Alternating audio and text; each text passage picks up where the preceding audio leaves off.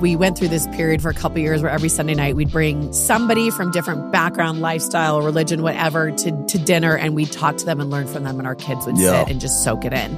And I thought, that is who I want at my table. You know, I'm writing a cookbook right now called Life at My Table. And life at my table would look like delicious foods or pizza and just people from all walks of life with stories to tell.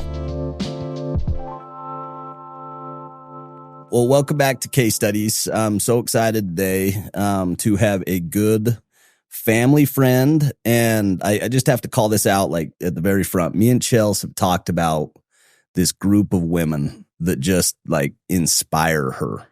And you fall in like this tight group of women and that are just like sending it. They're just like have this determination or this passion to go make a dent in the world. But also, you've got 6 kids. Whew. And so and I think like, you know, we've gone through this over the last 3 or 4 years where there's like this like impossible balance of I want to be the best mom, but I also want to like go take over the world. And how do you like thread that needle? And she's just got these examples of people that are doing it and you fall on that list. And so anyway, really excited to kind of dig in and hear your story. Thank you. Thank you. And I would say on the balance piece of that, I'm actually speaking at a big stake young women's camp tonight. And I talk a lot about kids, teens balancing things and moms balancing things. And you keep saying like, I keep finding myself saying, and people say finding that balance. And we were just talking about something and it's actually creating it. Yeah. So we are creating the balance every day as a mom, as an activist, as whoever I show up in the world that day. And you as a father and, you know, out doing that. I think we have to be creators of that rather than by default saying that it's happening. No, but I think that's like a super important point because like if you don't create it, it will happen to you. Yes. And it's not going to happen to you in the way that you want it to happen to you. Like the loudest, you know, the loudest child is going to get your attention. And the biggest problem, if you're not very kind of resolute to make sure that you're putting first things first, you kind of get the problems that, you know. For sure. Or something that feels good. To me, being outside of the home, I'm getting accolades. I get a lot of attention. Of course. I come home, my gosh, it's hard raising 6 kids, right? They're not giving me any of that. So then is my default being out of the home more? And is that really where I should be? So it's really like recognizing that and paying attention. It really is like this like challenge. Cause I think about even for me and my career and early on, me and Chels kind of made the decision that, you know, she was going to go be a full-time mom and that I was going to go be kind of full-time in the profession. And I get a tremendous amount of like stimulation. Like there's a real scorecard. If you did something good that day, you kind of like, you can see it where those investments in the home just take longer and they're much less like glorious. You know, you get these moments every once in a while where you like reap the rewards, but a lot of them you kind of don't really know how it turned out until 5, 10, 20 years down the road. And sometimes it doesn't always turn out, you know, like it's not the way that you would hope for. So I remember probably Jeremy was at Skull Candy and I was raising little kids and we had kids every 2 years. So, you know, we started a little bit later in life and he came home and it was at the time where Skull Candy was taking off. And I was like, you get all of this stuff. It's all about you. And I was constantly kind of kicking against the pricks, right? So it's like, you're always traveling. You're always gone. You're never home for dinner. And he sat me down and he said, I cannot do this without you. So I can be a librarian. I can get a 9-to-5 job. Like if that's what we need to do and that's what we decide on, I will go get a job. If I want to be an entrepreneur and do this stuff, there are some things that I'm going to have to do. Are you with me or are you not? Because we have to decide together if we're going to do this. So there were 2 things that happened that day. And I remember we were at Valters, downtown Salt Lake City. And I thought, I don't want you to be a librarian. I want you to be running Skull Candy. I want all of the cool opportunities and things that are going to come our way with it. So actually, I do choose that. And I choose to partner with you on that. I truly changed my outlook and our partnership and our whole team approach that day. Yeah. Second of all, I thought I am never again going to look to my husband for my happiness, to fulfill me, to come home and make sure that we go on date night or whatever. I am going to be 100% fulfilled on my own. Wow. And I did that. And by the way, who I innately am is like, I do take care of myself. I exercise every day. I have friends. So it's not like, oh, poor Kristin, she forgot about herself. That's never been the case. But I thought, I am not going to wait for him. He's getting these accolades, these great things for him. And in the end, actually great things for our family. Yeah. But I'm going to come into this marriage and into this family, especially as I was having girl after girl. I had 4 girls in a row, as a whole and complete woman, with or without Jeremy Andrus. Yeah. And I did that. And I would say I've run with that. And so what's so neat is when you come in as a whole woman, and I think you probably have a lot of male listeners, is that as your wife, as your partner comes in as this whole, fulfilled, content, happy woman on her own, and you are that, it's magic. Yeah. It's not you complete me. It's I'm okay on my own. If you're gone in China all week and I'm trying to navigate, I'm asking for help. I'm taking control of my needs and my wants because no one else is looking out for what Kristin needs, right? Yeah. And Jeremy has help at work and he has all of these different, groups and guys. And so women need that too. Yeah. Even if you're in the home all day, we need a village. We need to ask for help. We need to speak our needs out loud because our spouse, our partner is never going to know what we need. So I'm very good at saying, this is what I need. If you're going to be gone and doing this, that's great. I'm going to invest in me, getting help with the kids and whatever type of mom you are, asking for that out loud and saying, you need this from me. And as a mother and a wife and a woman, I need this from you. And then it's very clear. They're never left guessing.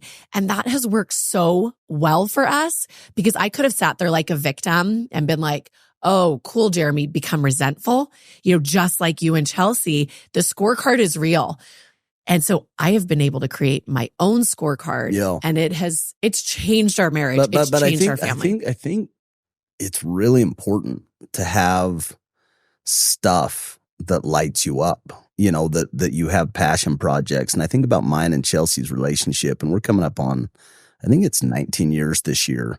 And it's a journey. Like it's a cycle, the people that you are when you get married, when you're younger, by definition, you have to change. If you're not changing, like you're not really, growing. I think but I think about that progressing, and it also happens in times and seasons. Yeah. And I've seen it specifically with Chels where it's just the last 3 or 4 years. I think, our oldest daughter, Callie, was diagnosed with autism when she was young. And so, Chels was heavy, into that. And then we've had fertility issues where, we go through adoption. So there's kind of these different seasons that literally just required everything plus. Absolutely. And even on my end with my career, like there's times where you just need to be gone 80 hours. Yeah. And that is the right choice. And that's where the team aspect comes in. But I think about this, Stephen Covey, his whole philosophy of dependence and then independence and then interdependence. Mm-hmm. And that you can't truly be interdependent, meaning that you're a whole person and Jeremy's a whole person and you choose to go be, interdependent and create this magic together until you're independent. You can't come to that place from a place of dependence where, like you said, I'm a victim and I'm like, woe is me. I'm carrying this heavy load and you're having all the fun. Yeah. Or vice versa. I take it from the guy's standpoint. It's like, I'm busting my ass. I'm literally like killing myself. And then you come home and it's like, nobody's happy. Yeah. You're like, let's go have like a good time. So I think that's the dance of marriage is just like figuring out how to make it work. And the seasons, you're exactly right about, there was a time where Jeremy had to put that in. There also there's different ways to mother. And I think sometimes we think, oh, this, especially here, we're here in Utah, this is a way it's done. Yeah. And I remember when my Audrey was my oldest, she's 16 now, off in New York right now, but she was 3 months old. And I called Jeremy and said, I cannot do this.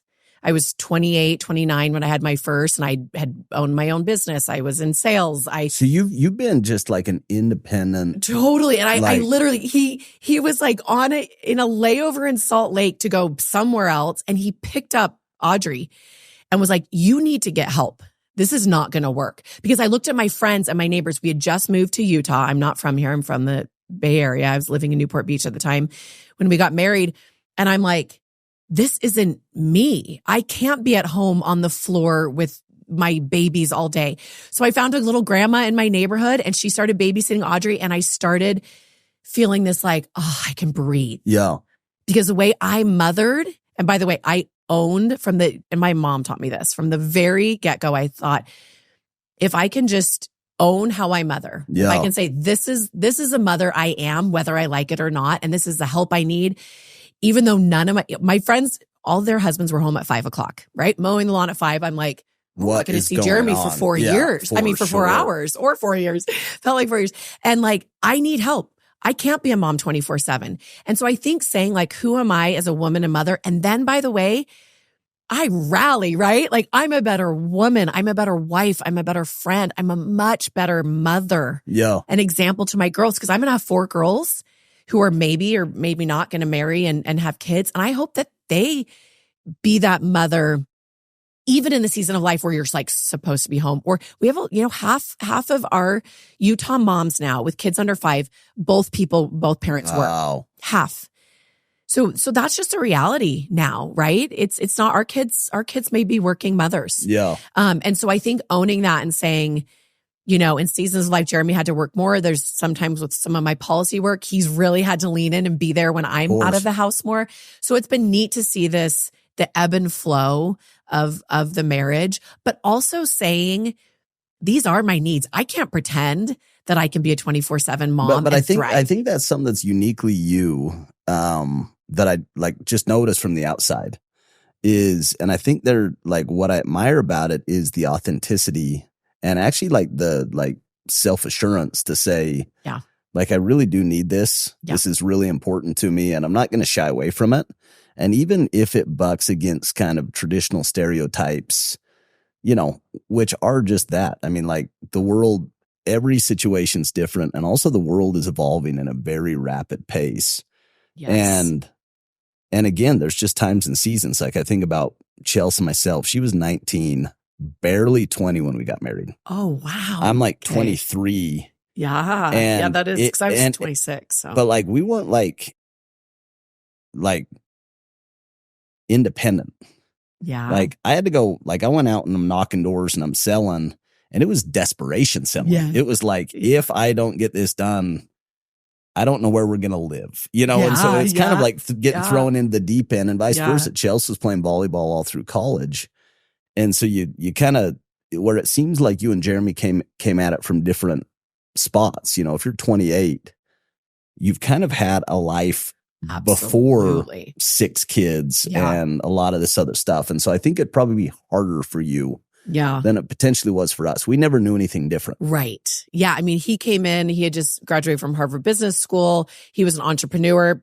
Things weren't necessarily going well at the time. He was trying different things. I paid for our first house. I paid for our down payment. Bossing it. Yeah. I had money and I was in sales and I came, my first year out of college. And so talk to me about that, like career, maybe even when we step back a little bit further, talk to me about kind of going back to the beginning. You grew up in Southern California. So I grew up in the Bay Area, in the San Francisco Bay Area. Okay. But then when Jeremy and I were dating, I was down in Southern California. So my dad was at the time was called like a stockbroker. So he went into the city and he did, really well. And so I grew up in a life of privilege for sure. My mom was able to give back in the community. My parents were super active in our lives, in volunteering and, being the swim club director and just really showing up. So your mom was kind of a boss too. Like totally. she like a strong woman. Strong woman. She hired help. We had live-in help. And it sounds more, like it was, we called it a mother's helper. They were girls from Utah or Idaho that would come and help my mom. So once again, she bucked the trends. But probably like a more progressive kind of upbringing, being in San Francisco, that was probably more normal there. A little bit. Or was she even ahead of her time? Yeah, I think she was ahead of her time. I do, because she kind of was like, I want to go on my run in the morning. I want to volunteer with the junior league. I want to do these things, and I want to be a mom, but I need some help. And so I watched her do that, and I'm like, wow, I like that. And by the way, she was a better mom to me because she had that help. And so I saw a real life case study that this worked. This worked for her, and she thrived in motherhood because she was able to have some help. Now, granted, that is a luxury for sure. Like what a gift to be able to have help. And there's other ways of getting help. So then I saw my dad, I went into San Francisco with him and learned what it was to be a stockbroker and do these things. And I always wanted to be successful. So I went to the University of Utah. They really wanted me to go to Utah for school. And at the time, were you just like always driven though? Like, was it just always something that like? Yeah. Here's the thing that's really funny about me. I just spoke at BYU not too long ago, and I sat in front of all of these MBA BYU students, and I said, you guys, you have to know something. 80% is always good enough.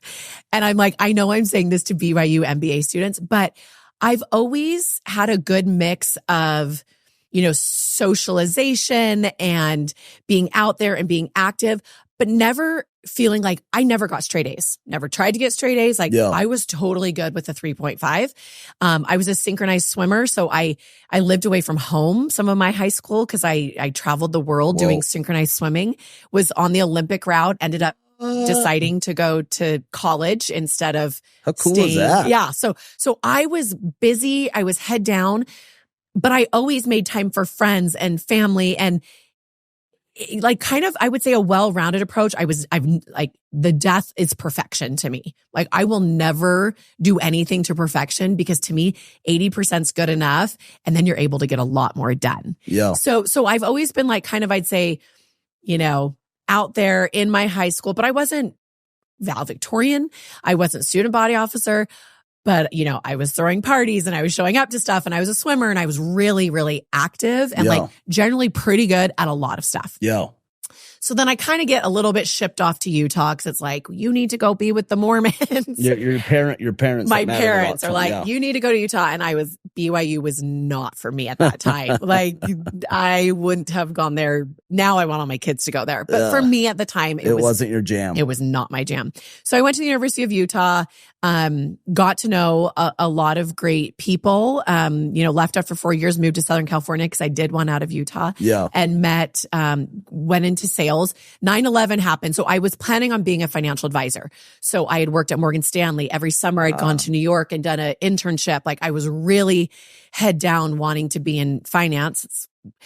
And then I realized 9/11 happened. My training got pushed back 9 months, and I started in sales. And like you, I am and so is my dad, a born saleswoman. It was just I worked at ADP, and I think my first year out of college, and this is 2001, I think I made like $90,000.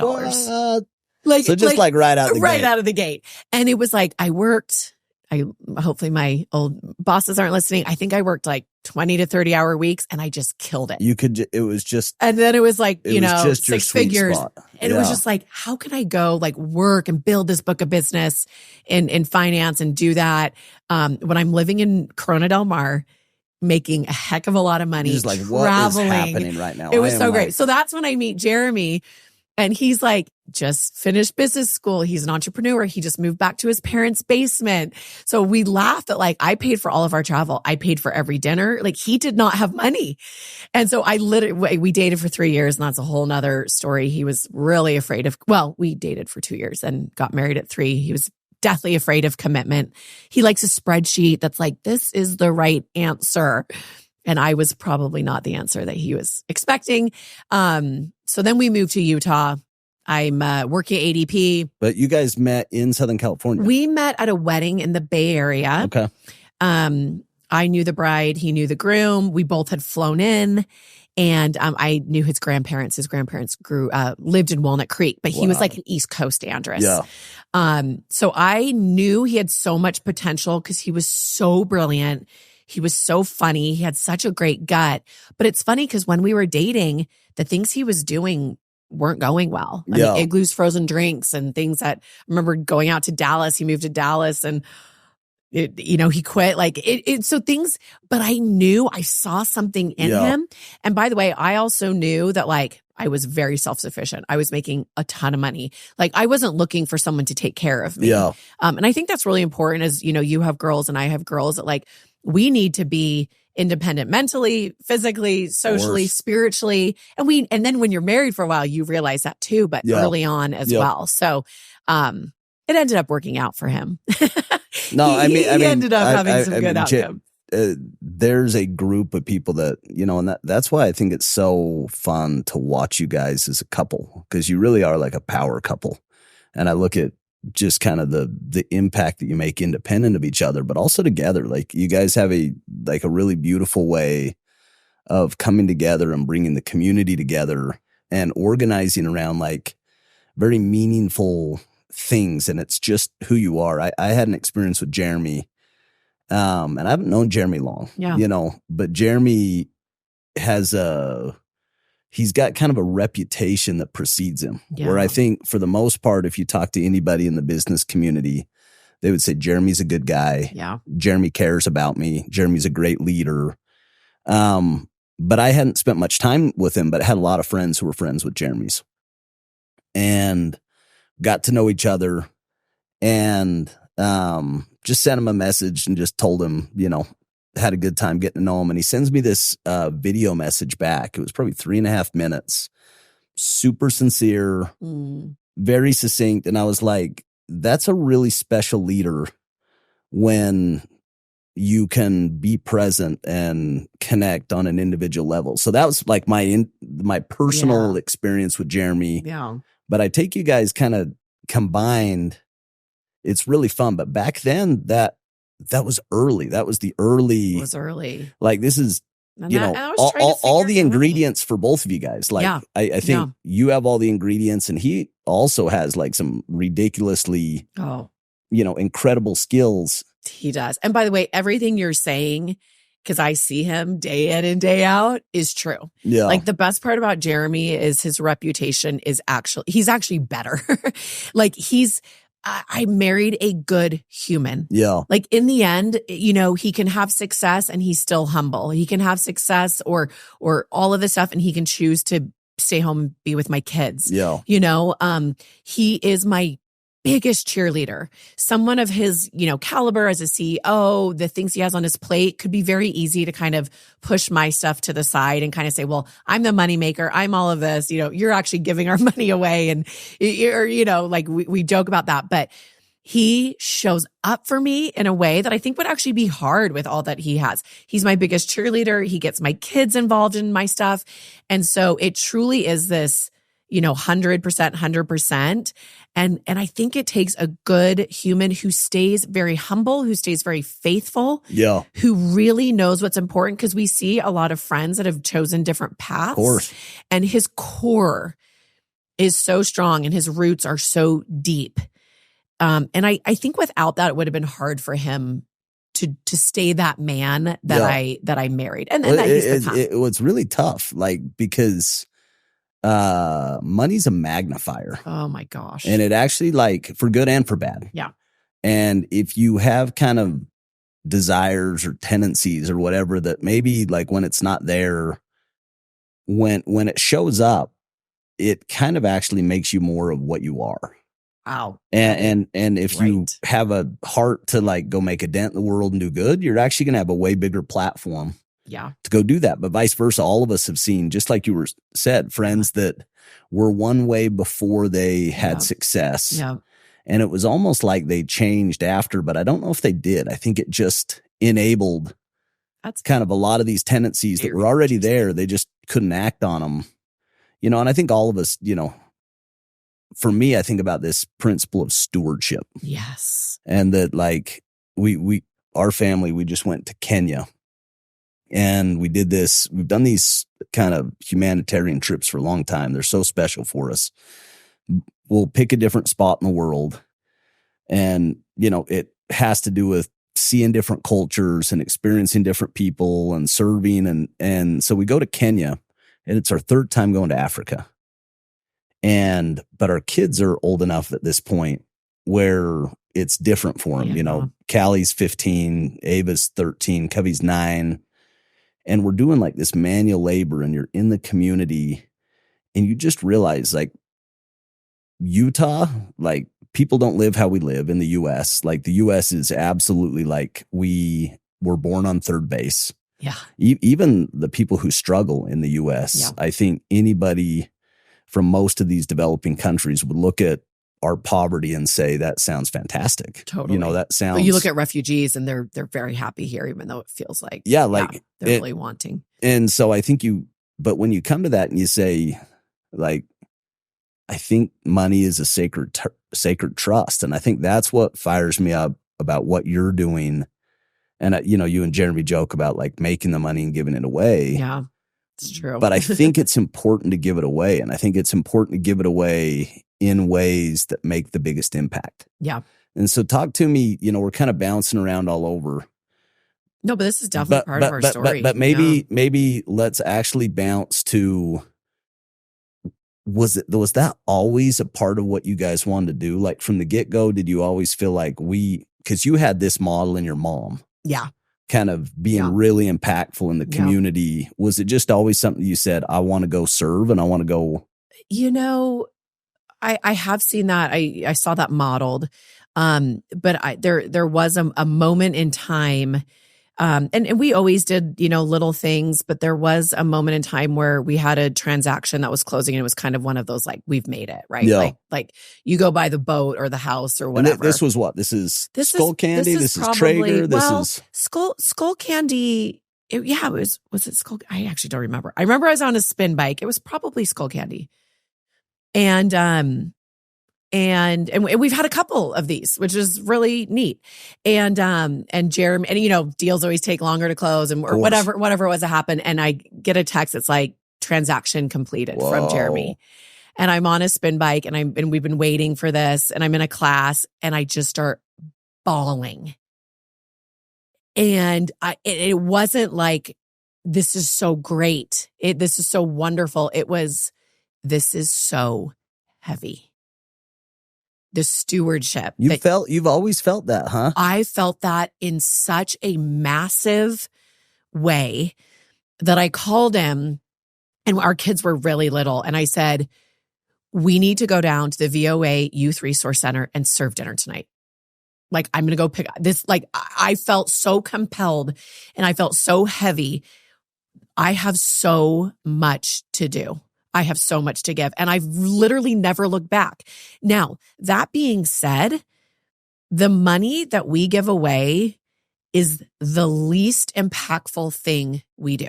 So I've heard kind of your thoughts on that, and I'm interested because you guys do, like, you give a tremendous amount of time. A lot of time. Which I love. I think those things are synonymous. You have resources, and one of them is time. Yeah.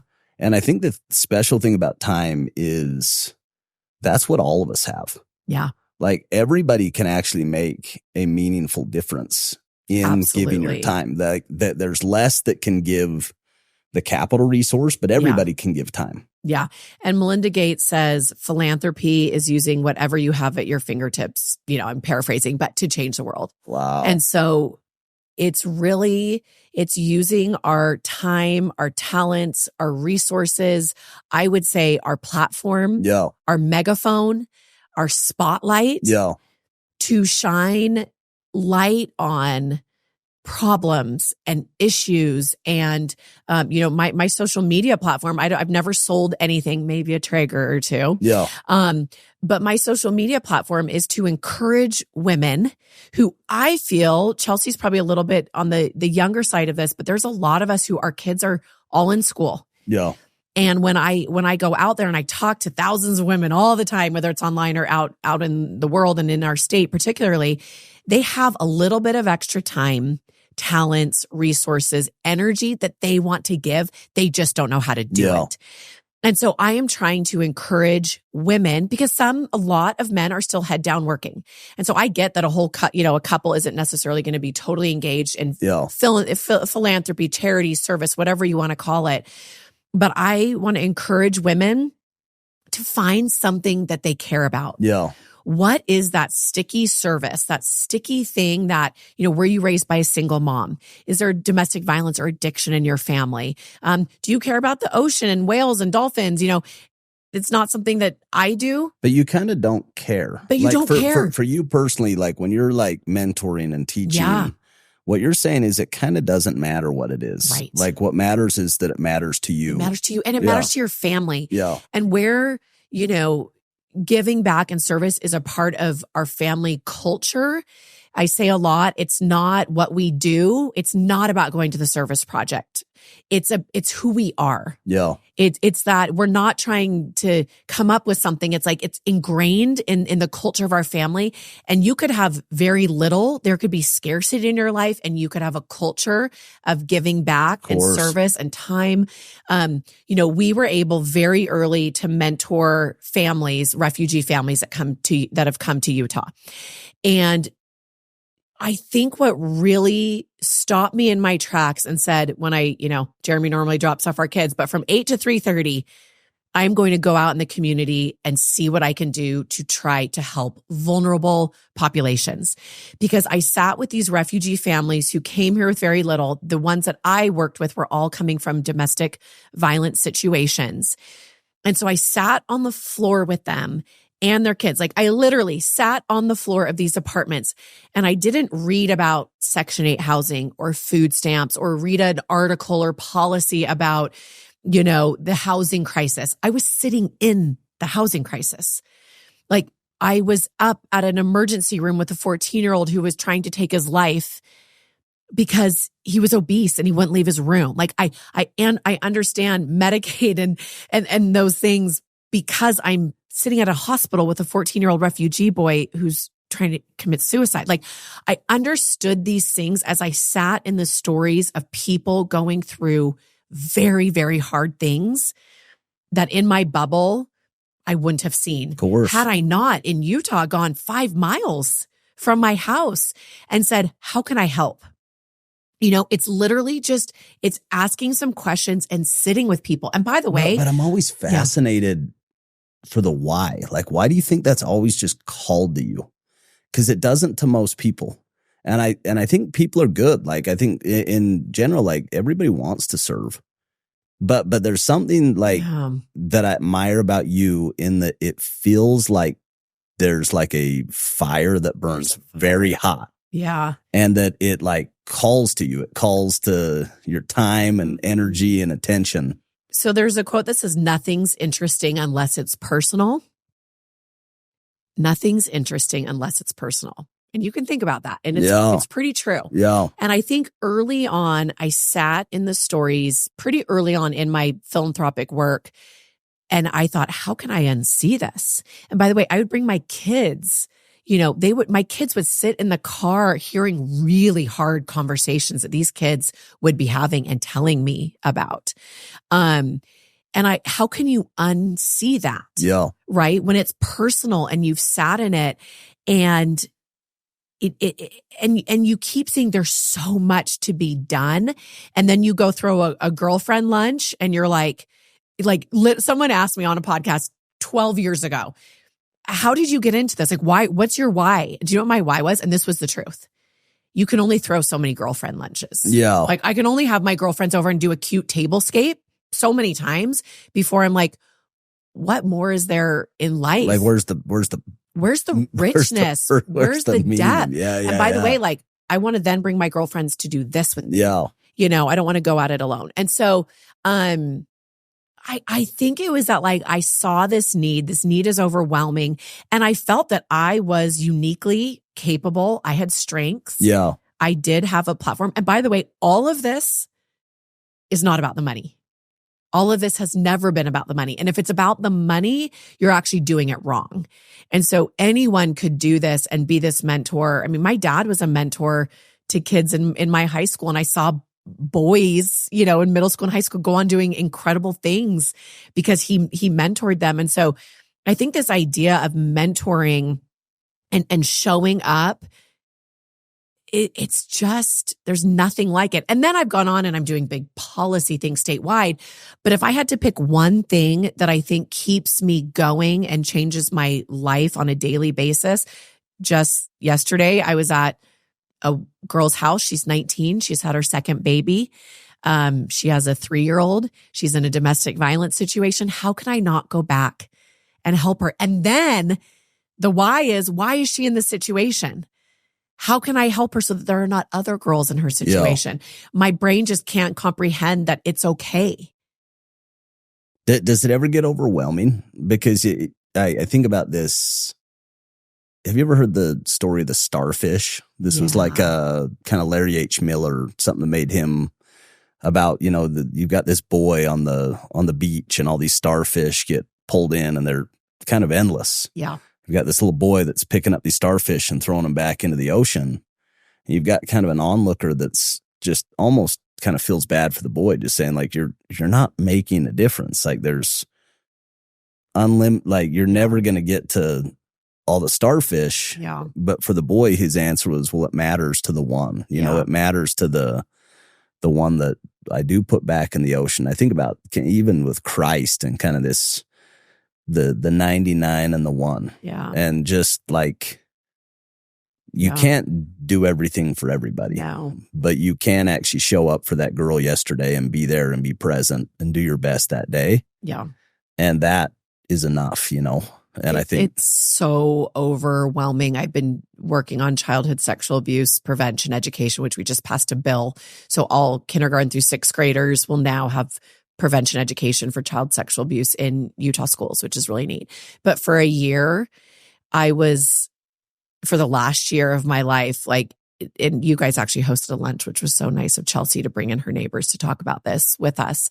But I would say I was shoulder deep, but I was actually drowning in this, and the number of stories and the neighbors that called me and disclosed to me. And there are, if it's 1 in 5 kids that are being sexually abused in Utah, I didn't know. And Jeremy actually stopped me one day and he said, you can't keep doing this. You're just going to die. You're going to die. Yeah. You're not a therapist. You're not equipped for this. You're working on a statewide solution. And if you keep taking this on, you are not going to be able to show up in the way that you want to in life, because this is suffocating you. And I also remember driving from a high school, Olympus High School. It probably looks a lot like your high school, Olympus High School game, down to a really hard domestic violence situation. A woman was trying to leave. A mother was trying to leave. And I just bawled my eyes out. And I said, how can there be a football game going on right now when things like this are going on 4 miles away? These people have no idea. The high school football game doesn't matter if any of these. And I was just so mad that more people didn't care. And I thought, we need high school football games, and this is happening, and that's okay. And so the real answer is, I can try to wrap my head around it and continue to show up in the world, but I never want to be doing it alone. I always want to be inviting other people along with me. I see you and your family doing that. Chelsea does that. We have to bring people along. But I think that's one of your superpowers. Yeah. I think outside of, I think you're a leader of people. And I think both you and Jeremy combined, that's why, we have so much admiration for you guys.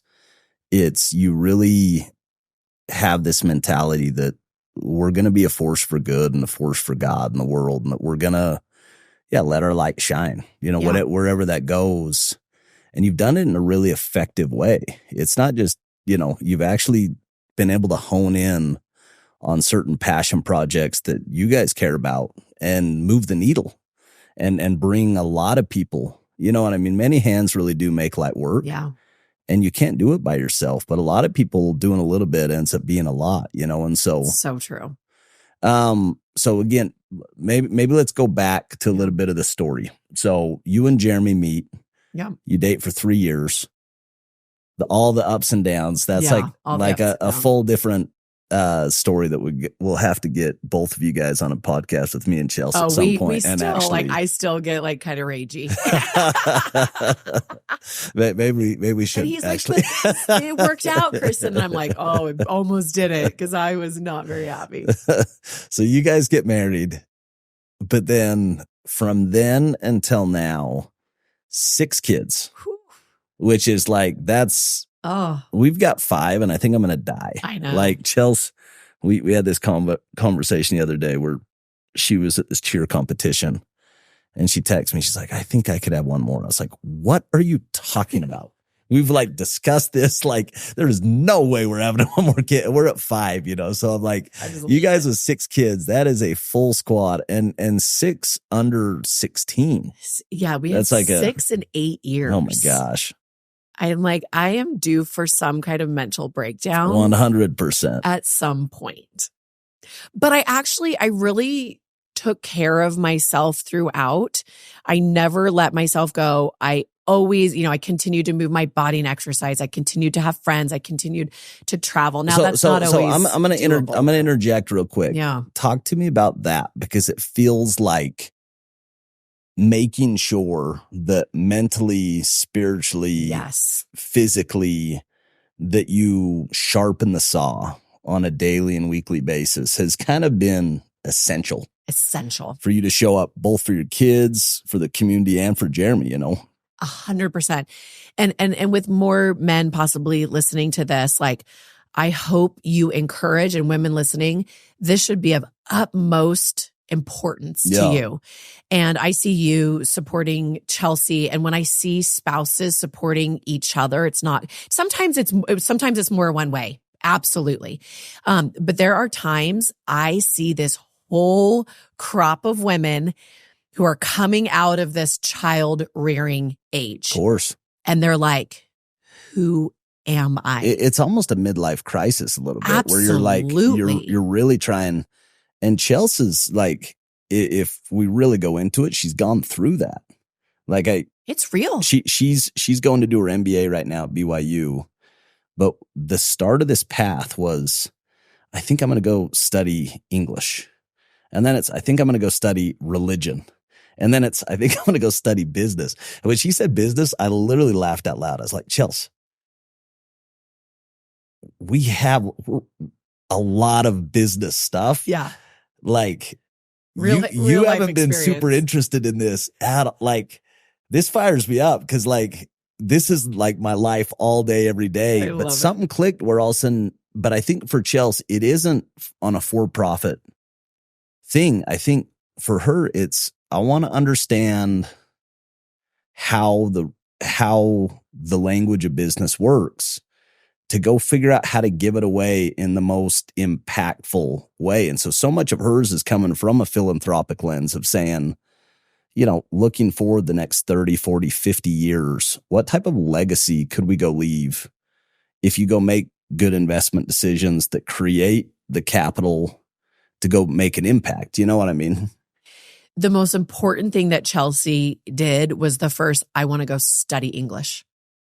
It's the starting. Yeah. It's that I have it in me as a woman and mother to want to go do something. But I think people think you have to have the plan sorted. Maybe talk about that for you. No way. Where were like, what were like the things that when you started down the road, now you look back and almost laugh and say, I was going in a completely wrong direction. I was, and in terms of philanthropically, like I'd have little kids and I'd go get like 25 Egg McMuffins, and we'd go down to like Pioneer Park and drive around in the winter, and I'd pass out Egg McMuffins. And then something transpired where then I learned about a need for diapers because I was doing that. And then my kids, so I just made it.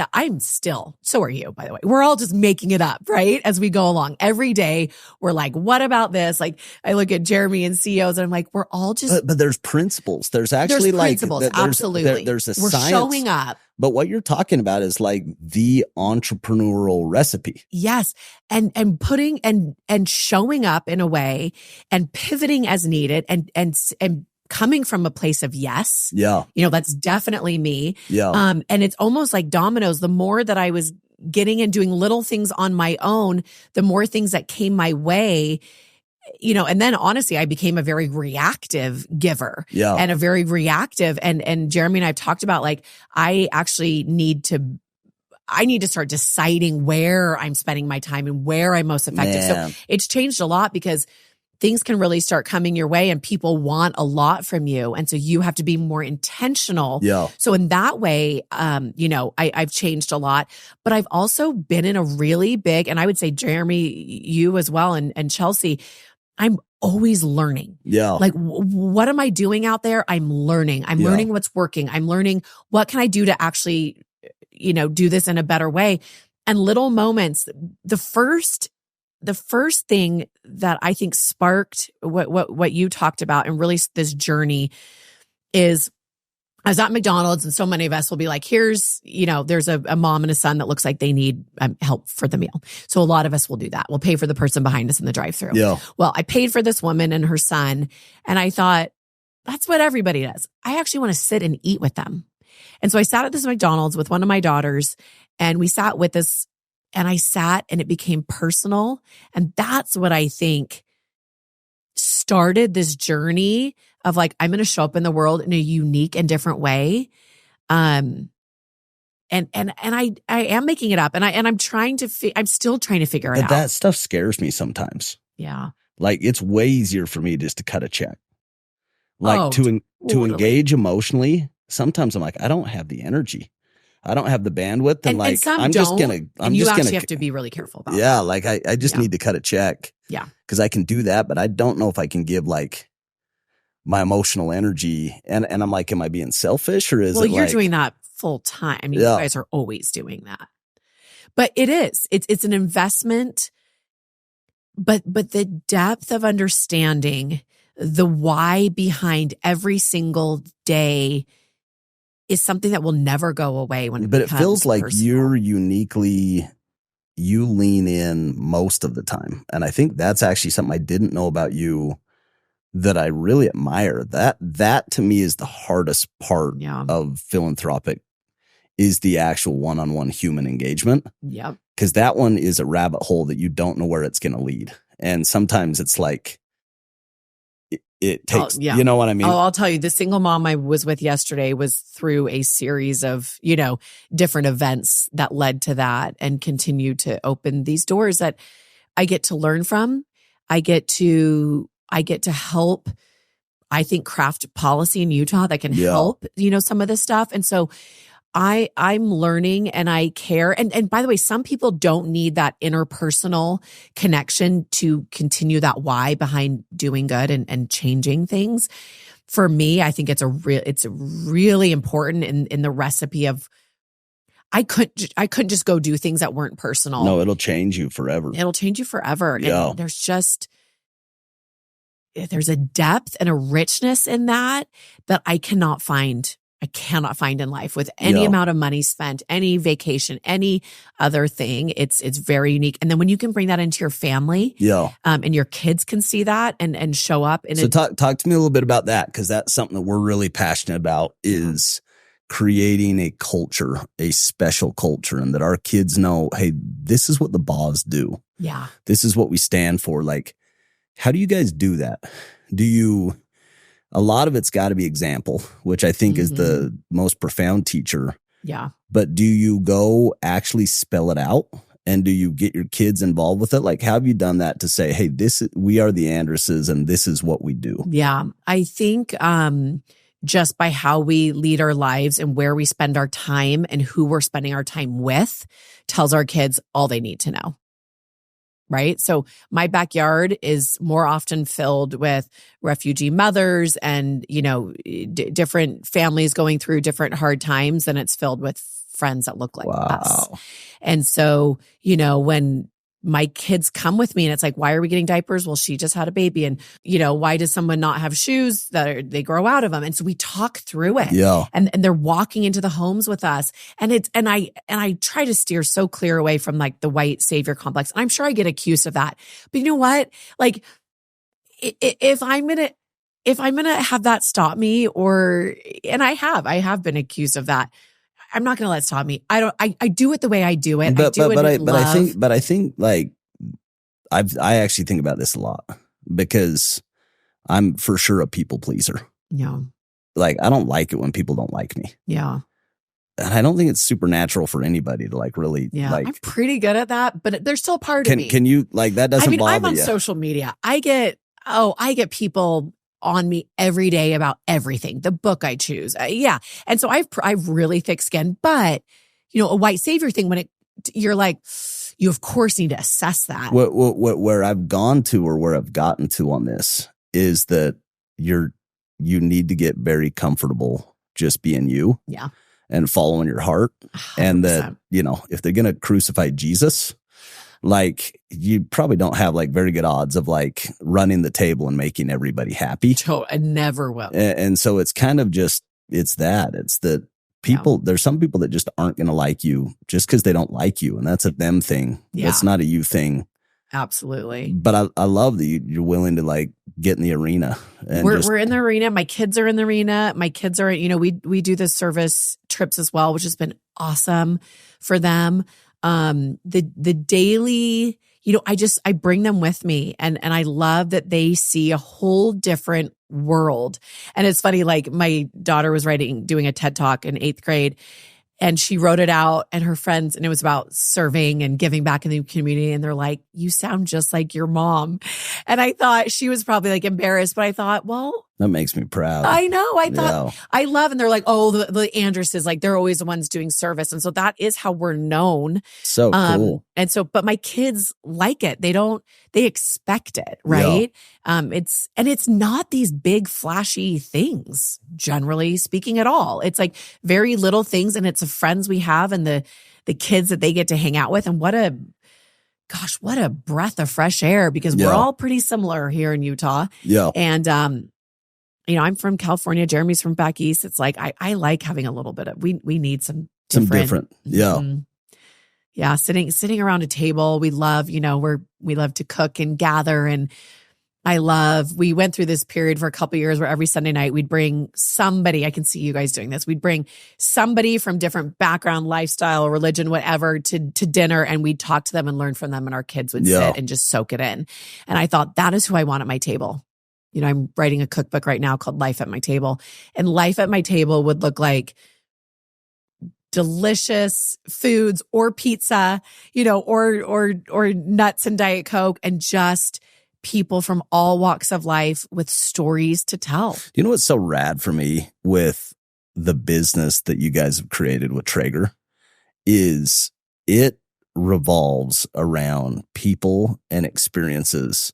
And this is my personal, like I told Jeremy, I was like, I need to like be a sales rep for you guys, because I actually would slay. Like, yeah, you would. And so I'm going to like figure that out, because so I've got on this kick where my 2024 like thing, I just said, I'm going to get a Traeger, and I'm going to get really good at grilling. I love it. And now I own 2, because one doesn't work, because you can't have the vegetables and the meats come out at different times. They have to come out at the same time. But I think about like how much more rich our life has been the last 6 months of me cooking. Yeah. And then inviting friends and celebrating life with just time. And I think one of the magic, things about a Traeger is to do it right. It actually takes a long time. Yeah. Which is a great excuse to be with your family and be with friends and discuss. And so but I think that it's crazy, because that's the business, but it's actually very intertwined with the giving and with the culture and the friends. Yeah. And so it's fun to see how intimate and how like meaningful the business is, even just to life, and how intertwined. It is. Gathering is so important to us, and it looks different in every season of life. What we did back when we were newly married, we had just gotten married, and Jeremy came from a family that didn't throw parties and ever. No. So this is all you, like the 1,000-person parties. This is Krista. Yeah, so back, so we're married later in life, so we're able to travel. So we're like a couple months into marriage. We just gone on this like fantastic honeymoon to Bali and Thailand and all these. And then we're like, let's go to Russia for Thanksgiving. So like, we weren't 19 knocking doors, we had I had made some money and stuff like that. So we go to Russia, and it's Thanksgiving, and I'm like, we're walking around Moscow, and I'm like, we need to throw this like big Christmas party. He's like, we live in this tiny sugar house bungalow. Like, we couldn't fit more than 10 or 15 people. It was cute, but quaint. I'm like, he's like, we just moved in like 3 weeks ago. I'm like, we're throwing a Christmas party. I remember him pacing for like, this is, by the way, 3 or 4 years of like, we're throwing a Christmas party. We're going to do a summer barbecue. Him pacing like, no one's going to come. I don't know why we're doing this. We don't know anyone. I'm like, we know everybody, or we will by the end of this party. And so we have always been gatherers. And I'm kind of like, if not us, who? Probably you guys too. But I didn't know that you led that charge. Oh, yeah. I think Jeremy probably gets a bit of the credit right now, and he shouldn't. Yeah. You know, he's a guy. I mean, in terms of the culture at work, and that is 100% him. Yeah. But in terms of the very beginning, even the cooking, like he was always gone. He wasn't, home barbecuing for 10 hours. He was like working so much. So that's been really fun to see, we say Team Andrus, like come together. It truly is a team. It truly is. It truly is. And I help him as much as he helps me, and we sure have a lot of fun. And then it becomes our kids, once again, expect that like, who are we having over for dinner on Sunday night? Yeah. And when are we throwing the next party? And if we don't have something, they're like, like devastated. And so I believe them watching us do that, it will become a part of who they are, and then they will gather. And by the way, it can be done in a tiny apartment, right? It can be done in a big house. It can be all paid for, or it can be potluck, bring your own. Yeah. It actually doesn't matter. There's a little bit of a lost art of just bringing people together just because. Yeah.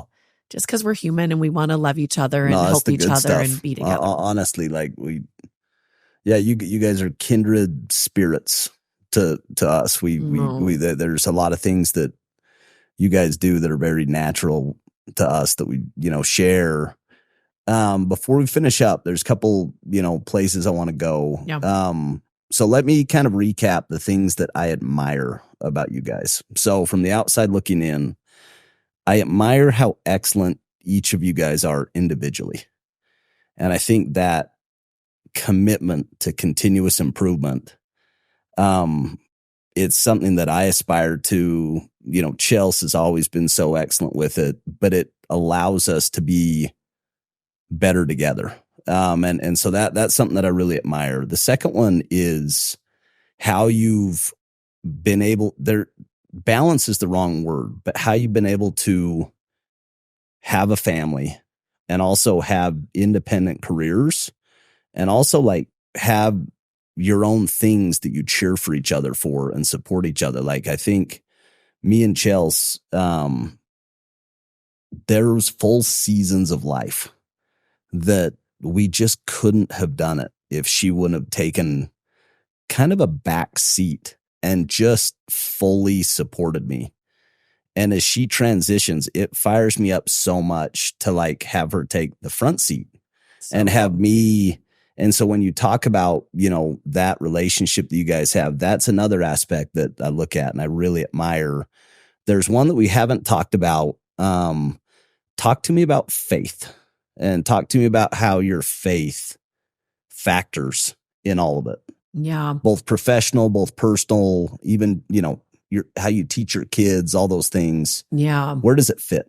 Yeah. Faith is something that's been interesting throughout my journey of life. And Jeremy's been a very, very faithful, very down the line, guy his whole life, which I appreciated so much when I met him. Served a mission and has just been all in. And I have too, but not probably to the extent that he did. I'm much more of a asking questions, in back, like you think of, trauma, light trauma, but back in Young Women's, I was a synchronized swimmer. So I was the only one in my group in California that I wasn't always at church on Sundays because I swam on Sundays. Yeah. And there were just things that I did that were different, which kind of set me apart. And as a teen, you feel like you're kind of set apart, and then you kind of become a project, and then, you're kind of the girl that swims on Sundays and you're not with the rest of the group. And so, that probably was a little bit of why I didn't want to go to BYU. I felt like I'm just fine. And I seem to be this project from these leaders. Yeah. And do they care about me, or are they talking about me? So I had a kind of a funny relationship with religion, I would say. And I think with spirituality that changes over time. So then as I grew up and grew out of it, I came to a place where I really wanted to get to know Jesus Christ. And I knew that he was there, and I really wanted to figure out if this was the path that I wanted. And I was so grateful that I actually went through times and seasons where maybe I didn't care, I didn't know, that there was a time in my early 20s that I was like, I actually want to know. Yeah. And so I dug really deep, and I took a lot of time, asked a lot of questions, spent a lot of time alone to figure out, is this what I want? And the answer was yes. I feel like I'm always a little bit outside the box in terms of the, typical Latter-day Saint woman. Yeah. But I think that's where Christ was. Yeah. As I'm going to talk to these young women tonight, I'm like, we're going to talk about Jesus Christ in high school. Like, what did he do? Who was he sitting with? Where was he spending his time at? Whatever high school you're at. Like, I want to talk about the essence of Christ. And I rely so heavily on my testimony of our Savior to be like him, to learn from him, to look to him. And I try to do my scripture reading. I try to do the behaviors, but for me, I'm really focused on the heart. Yeah. I'm really focused on, do my kids see that I love Jesus Christ, that I turn to him, that I want to know him, I want to be like him, I want to spend my days like he would. I'm better probably at spirituality than I am at religiosity. Yeah. I'm a little bit, as we read I remember the old, For the Strength of You, thank goodness it's been changed. I sat there and Jeremy's reading it like a good dad. And I'm like, why? I'm like the mom, and I'm like, but I have to buy in if I'm going to teach my kids this. And so I want them to understand that there's a lot of truth out there. I believe that the church we attend and spend our time in is the best way I know how on this earth to get closer to Christ. And in the end, that is my testimony. I believe in Jesus Christ. I believe in his gospel. I believe that how he lived and who he served and who he spent most of his time with. Yeah. Sometimes there's discrepancy. Sometimes I'm looking at, we're so focused on behaviors. We're so focused on to-dos. I don't think if he were here, that's what he would be concerned with. And so as I'm trying to teach my children about him and a loving heavenly father and heavenly mother, I believe that I want to change your heart, right? I think these behaviors, I think prayer can get us closer to him than any other thing, but it's not an answer to a question. It's something that we want to participate in more fully. Yeah. So that being said, I asked my bishop, hey, did this stake reach out to you that I'm coming up to speak to them? And they probably need to check off. He goes, and I go, I'll be careful to not be too outside the box. He goes, Kristin, I love my bishop. He's like, you better be outside the box. You better push things. You better talk to those girls and really help them, because he's heard me. And so I appreciate that now versus 10 or 20 years ago in our church, my voice can be heard and can be valued and can say your experience, because our experiences, right, dictate how we lean in and how we get to know Christ, are validated. Sometimes I'll listen to conference and Jeremy and I were in Florida listening to conference, and I'm like, man, why is this all focused on behavior? Why is this da, da, da? And I said, in the end, Christ is love. We need to Christ meets us where we're at. And so I need to sometimes come to terms with those things, but that I can have these conversations with Jeremy. And by the way, he came from a very black and white family. Very much. And so we've been able to grow together and say some things are hard, but in the end we believe. But it feels like, so this is, I'm being very vulnerable here. No, by the way. but I that's the only thing I care about is authenticity. I don't want, anything but truth. Yeah. And that's my truth. And I think with Chelsea and I would probably find myself in more of your camp where religion in general has always been hard for me. Always. Okay. I value it. Yeah, me too. But it's not natural for me. Yeah. Where for Chelsea, it absolutely is natural. She thrives in it. Yeah. She actually thrives in the structure. Yeah. and a lot of like the structure, she thrives in it. And even the like reading scriptures light her up. Like, and again, like it doesn't for me. Yeah. And I'm like, am I like, is there something wrong with me? Because it doesn't. Like I get more lit up from Tony Robbins than I do from, Me too. But like when I bring it together, what I found is, and again, maybe this is kind of the magic and beauty of, being married and being independent, is I found myself coming more towards the structure and valuing the structure more, being married to Chelsea.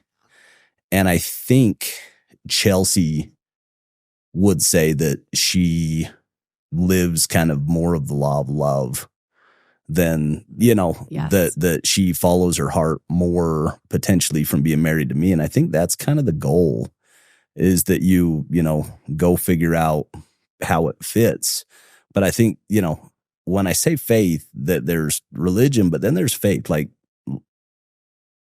there's 8 billion people in the world, and the religion or the faith that we ascribe to is a very tiny dot. Yeah. But faith is important for everybody. And so I think when you're digging in, what does that actually mean to you? Like, what is being faithful outside of a religious kind of context? What does like living a faithful life mean? Yeah, it's that I'm not in charge, and that there's something bigger and better and bolder than I could ever imagine. And that I am, hopefully his hands and feet and heart here on earth to try to do a little something. But faith is that I think that's true. I don't know. And I love when people say they know. It's like, we think, we hope, we have faith. But in this world of, but if I'm capturing it, like what I can feel certainty from you is that there is something bigger. Absolutely. That all through your life that you felt called and you felt guided. Yeah. To live the life that you lived. Good. And I don't believe it's just light and goodness. I do believe that there is a God, that is all loving. And I absolutely subscribe to the law of love. And I've actually had interesting conversations with leaders in my ward where I'm like, listen to this podcast. I want to talk about this. Yeah. And it's very clear that I, like you, I'm on the law of love side. Yeah. And they're not. And we can come at it. We can all sit in a lesson, sit in through a general conference and take different things from the same exact thing. And so I love that I'm able to, if I had to prescribe to the prescription of the typical Latter-day Saint woman, I would never be as close to Christ and have the faith where when I've felt a little bit more freedom to do it my way and get closer to him. When I'm driving, sometimes I'm like, I don't know what to pray about. I don't want to, and I'll just say, Father. And I'm not closing my eyes because I'm driving, but I'm like, Father, and I because that's not how we're told to pray, but it works really well for me because it opens up this portal of like, are you there? I'm here. What do you need from me? It's not, dear Heavenly, and I'm like, that works for me. Yeah. Rather than folding my arms and closing my eyes and having this prescription of prayer. And so I've always been this way. It's like, I kind of have to do it my way. I have to figure it out my way. Same with Jeremy. He was raised a certain way. I was raised a lot looser and we've come together in this really, really beautiful way where we want to raise our kids with this faith in this religion, but really talking to them about it in our own way. Yeah. And sharing our experiences. So faith is, and I would say for Jeremy, for sure, at the base, the root. And he feels so safe and secure in that. Yeah. And I'm getting there. Not super special. Well, I appreciate you coming in. I didn't know you the way that I know you now from this podcast. And I admired you before, and I admired both you and Jeremy before, but I admire you more now, an hour later. And I think the best compliment that I could give to you guys is that you inspire me. and to keep going. You know, the track that you're on, it's a beautiful track, and that you really are changing lives. And that